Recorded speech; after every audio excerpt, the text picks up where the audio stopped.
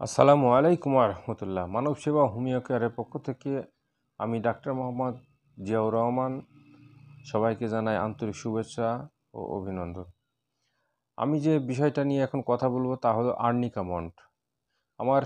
এটা হচ্ছে নতুন শিক্ষার্থী বন্ধুদের জন্য, যারা নতুন শিখছে তাদের জন্য আমি কিছু পরিচিতমূলক কিছু কথা বলবো আর্নিকা মন্ড সম্পর্কে।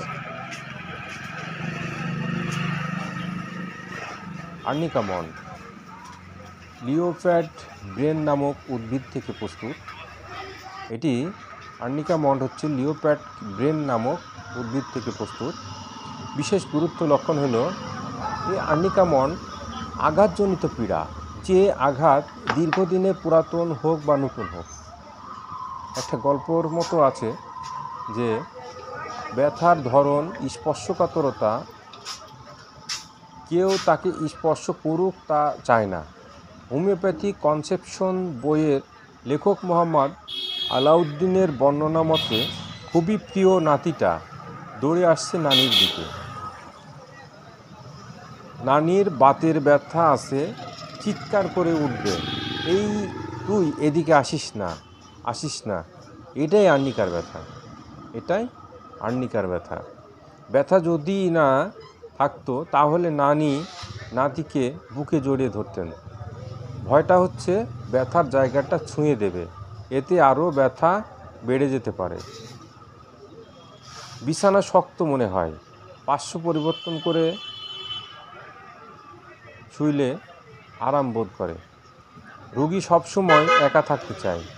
অচেতন অবস্থায় অসাড়ে মূত্রত্যাগ, রাতে হৃৎপিণ্ডের ব্যথা এবং মৃত্যু ভয়, মনে হয় সেই মুহূর্তে মারা যাবে।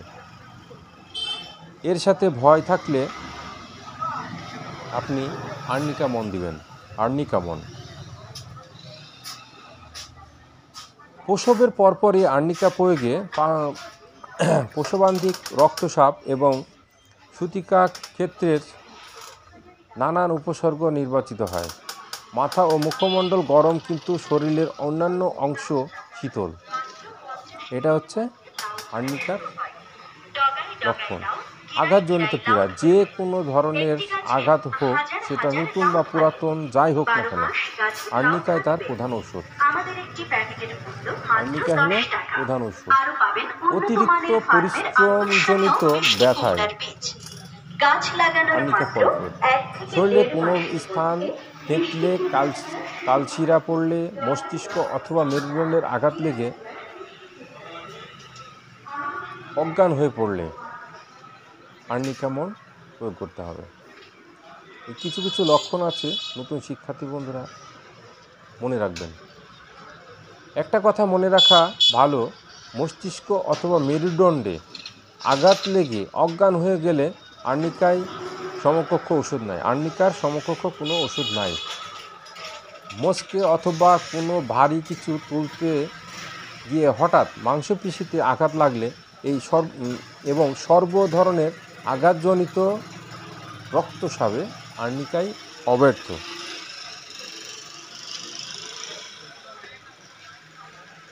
প্রারম্ভিক ব্যথা বা ভেজাল ব্যথা, প্রসবের পর প্রসূতির পেটে ভয়ানক ব্যথায় এটি খুবই উপকারী। প্রসবের পরপরই আর্নিকা প্রয়োগে প্রসবান্বিত রক্তস্রাব এবং সূতিকা ক্ষেত্রের নানান উপসর্গ নির্বাচিত হয়। টাইফয়েড জ্বর, রোগী অজ্ঞান বা অচেতন অবস্থায় পড়ে থাকলে মাথা মুখমণ্ডল গরম কিন্তু শরীরের অন্যান্য অংশ শীতল। এই যে এখানে একটা টাইফয়েড রোগের একটা লক্ষণ সুন্দরভাবে দিয়েছে। টাইফয়েড জ্বর, রোগীর অজ্ঞান বা অচেতন অবস্থায় পড়ে থাকে, মাথা ও মুখমণ্ডল গরম কিন্তু শরীরের অন্যান্য অংশ শীতল, গায়ে ভীষণ ব্যথা, শরীরের স্থানে স্থানে কালশিরার মতো দাগ পড়ে, অসচেতনতায় পায়খানা ও প্রস্রাব হয়, বিছানা বেশ শক্ত মনে করে, তাই রুগী এপাশ ওপাশ করে। এই যে লক্ষণগুলো, এগুলো মনে রাখার জন্য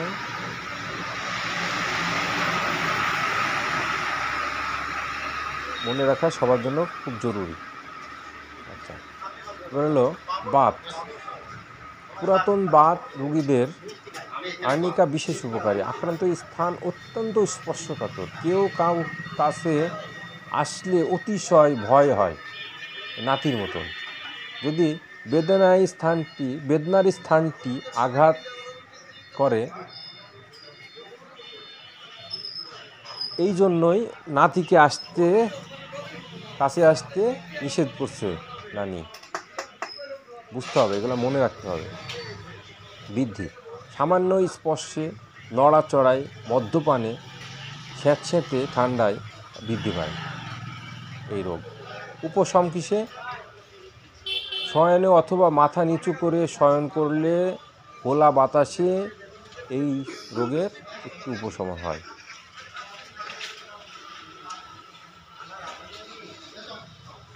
তাহলে আর্নিকার মর্মবাণী কি?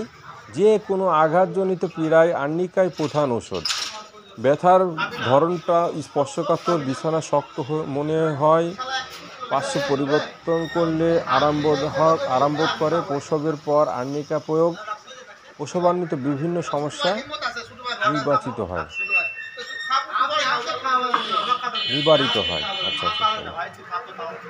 নিবারিত হয়। তো নতুন শিক্ষার্থী বন্ধুরা, আমার এই সামান্য আর্নিকা মন সম্পর্কে যে আলোচনাটি করা হলো, এটা সম্পর্কে যদি আপনারা বুঝতে পারেন বা শিখতে পারেন, সেটা আমার সার্থকতা এই ভিডিও বানানোর। আপনার কমেন্ট বক্সে অবশ্যই কমেন্ট করবেন, এবং আমার পেজের সাথে যদি আপনারা সংযুক্ত থাকেন, তাহলে প্রত্যেকটা ওষুধ সম্পর্কে এই সংক্ষিপ্ত আলোচনা করব। বিশেষ যেগুলো মনে রাখার মতো, সেগুলো সবাই মনে রাখতে পারবেন। তাই নতুন শিক্ষার্থী বন্ধুদের জন্য ধন্যবাদ। আমার পেজটি ফলো করবেন, লাইক শেয়ার করবেন, আরও বন্ধুদের শেখার জন্য বা জানার জন্য সুযোগ করে দিবেন। ধন্যবাদ সবাইকে।